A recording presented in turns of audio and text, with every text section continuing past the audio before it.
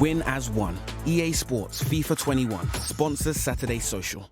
We asked your thoughts on basically how football should change and what should happen going forward following on all that news from the European Super League. Loads of you got in touch. Thank you so much. Hundreds of comments on Sky Sports Twitter. So we're going to pick out a few now and get the guests to have their talking points on them. Chris from Twitter started by talking about the punishments that should be imposed before we talk about the future. So this is talking about the punishments. He says, first of all, we need to look at major sanctions against the so-called Super Six. He then goes on to talk about ticket prices, must sort out the rules this summer, and more respect for fans. There's quite a few bits to sort of dissect from that, James. Obviously keen to talk about the punishments. Now, what punishments do you think the clubs should face? I do think that, I know a lot of people are talking about points and how that would affect supporters and it's a punishment to them. I think supporters understand the wider context of this now. And I also think people understand that it doesn't matter what level you're playing at. It matters that you care about the club that you're supporting. And so I would like to see points deducted because we've seen that in the past with numerous EFL clubs.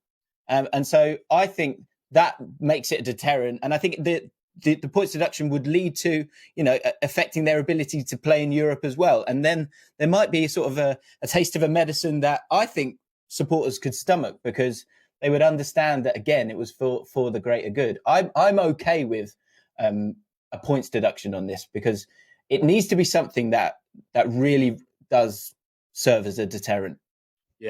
Yeah, it's a good point that you raised actually about the points deduction, Chunkz, because I feel like this was a big talking point on social media because you've got, on the one hand, there's people that think points deduction harms the wrong people because it affects the fans who were so against it. On the other hand, people are pointing out that, well, actually loads of clubs in the past have been punished for the roles that their owners have played in the past. Clubs like Wigan, Bolton, Bury, Portsmouth, Coventry, their clubs have all faced punishment for decisions the owners have made. So where do you stand on whether points deductions would be the right thing to do or not?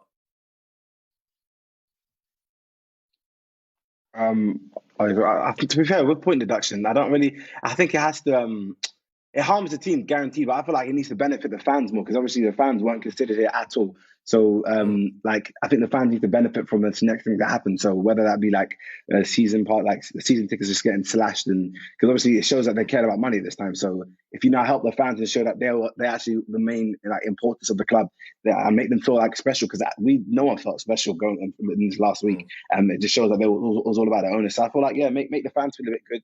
So when when fans are allowed back into the stadiums, just like slashing prices and.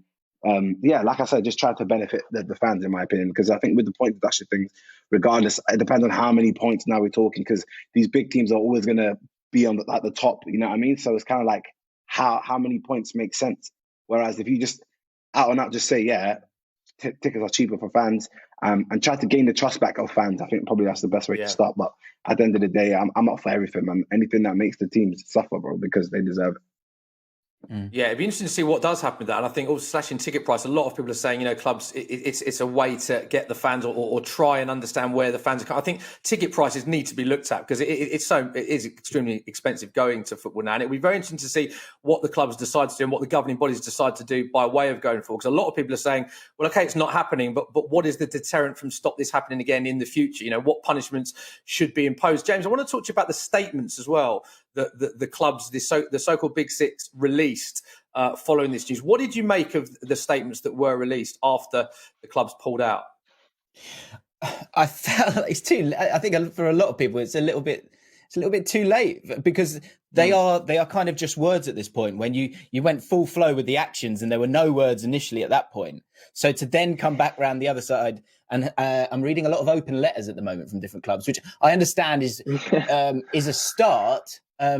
But I think it's very difficult to have any kind of trust with these clubs and these owners at this moment in time when it is still so raw. And you've done, you've made such a colossal mistake and stuck with it for a couple of days.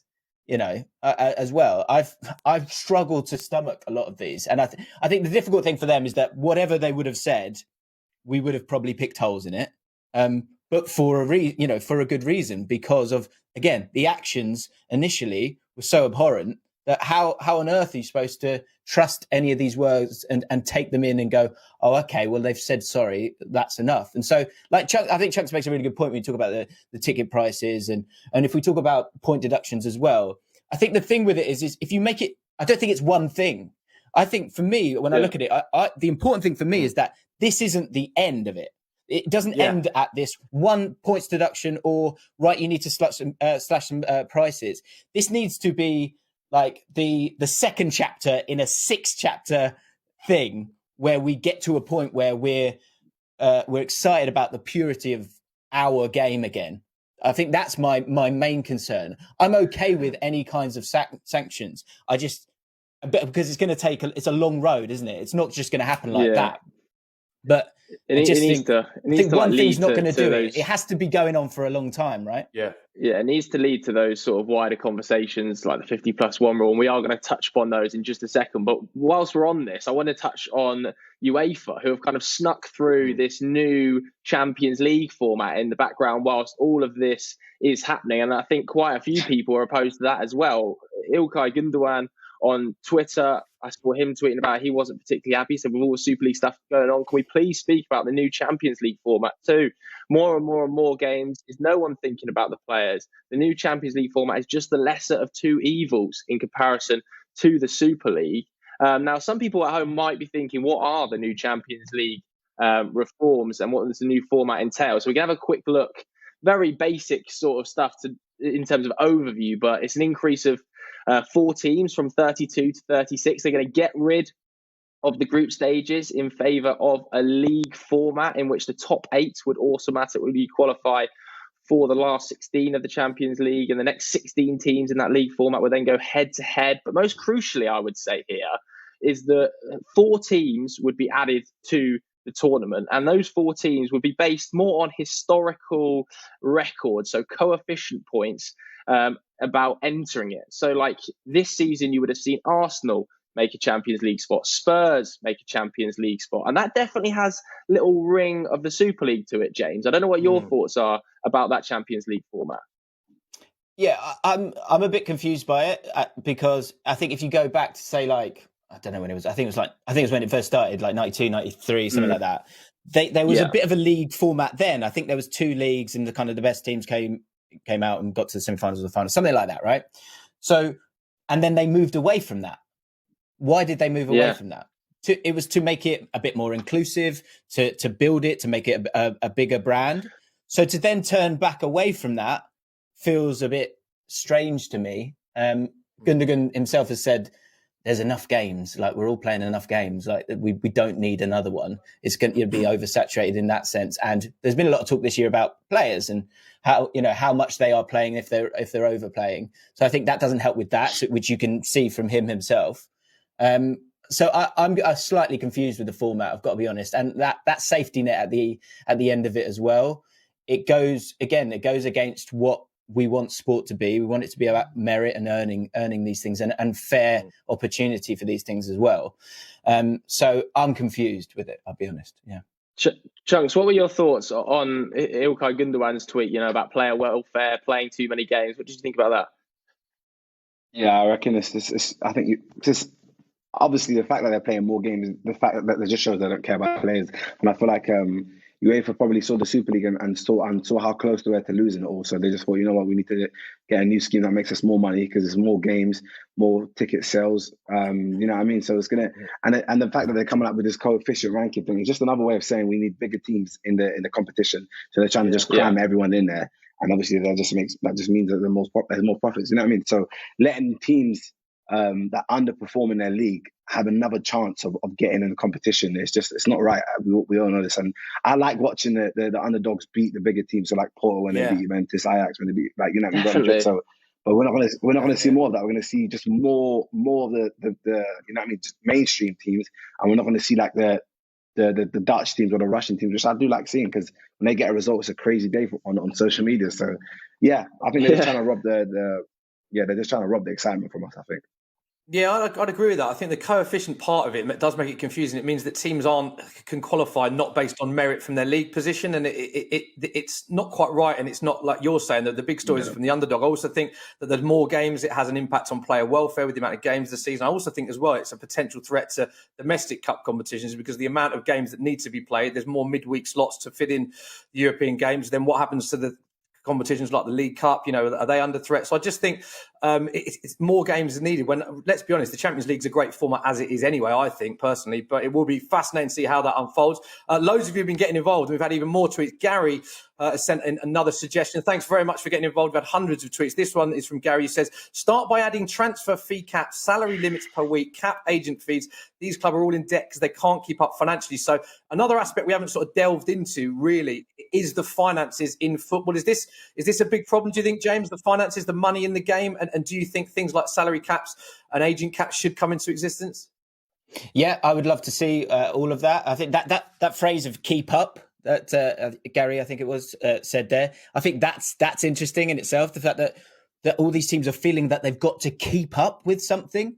Keep up with what, really? It's a choice for you for how much you want to pay your players, pay agent fees, and spend on transfers themselves. These are all choices that clubs like Real Madrid and Barcelona made.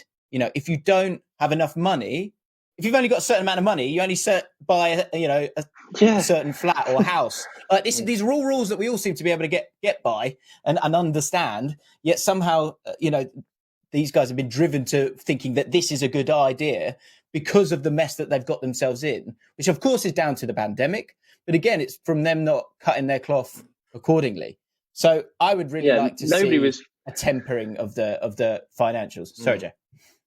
Nobody was forcing Florentino Perez to spend 120, 130 million on Eden Hazard, were they, a couple of years ago? And that's definitely had an impact, 100% on the finance of football. Nobody's forcing Barcelona to spend 150 million on Philippe Coutinho and they're not playing in his correct position. It's totally bizarre, isn't it? I just really don't understand where the likes of Perez and that are going with that. I think we've got time to look at one more suggestion from you guys at home then before we move on to talk about the Carabao Cup final. This was sent in by Morono, and he wants us to discuss the 50+1 rule and an overhaul of FFP. Let's very quickly touch on the 50+1 rule. If you guys don't know at home, it basically guarantees the majority of voting rights stay within the club. So the fans are able to veto decisions that are put forward towards the club. Chunkz, you think this is a good idea? Maybe a sort of system like this in England could potentially be adopted where the fans can say no to any major decision at the club level? Yeah, I 100% agree. At the end of the day, the club's not a club without a fan base, so they need to show the importance. I feel like the German teams do that, and it works pretty well out there. We haven't that's probably one of the main reasons why Dortmund and Munich weren't even in this mess. But also respect to them as well. But yeah, I feel like that's a good idea because like I said, what's the club without the fans? So I feel like they need to get involved because it was the fans that made the team. You know what I mean? You can go from 100 years back. It wasn't these billionaires that just came. They've come in the last 15, 20 years. Who was it that was saying that? And I agree with it. Essentially, the fact that they are now the identity of the club, it's not right. So definitely let the fans have the majority and they come up with the big decisions because at the end of the day, it's their club. You know what I mean?